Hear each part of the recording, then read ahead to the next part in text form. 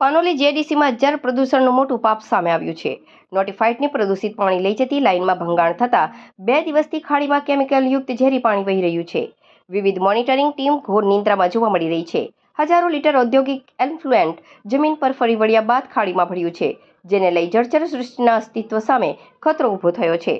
Panoli જીઆઈડીસીની member ઇન્ડસ્ટ્રીઝમાંથી નીકળતા કેમિકલયુક્ત એન્ફ્લુએન્ટ નિકાલની વ્યવસ્થા પર ફરી એકવાર મોટા સવાલો ઊભા થયા છે.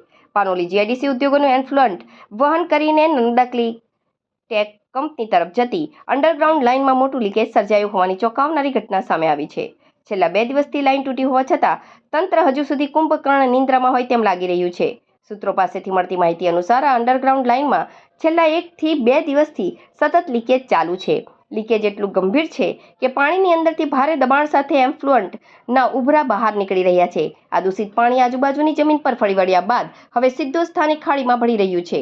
આટલી ગંભીર સ્થિતિ હોવા છતાં પાનોલી નોટિફાઈડ ઓથોરિટીની આ ગંભીર લાપરવાહી સામે હવે સ્થાનિક ગ્રામજનો અને પર્યાવરણ પ્રેમીઓમાં ભારે રોષ જોવા મળી રહ્યો છે.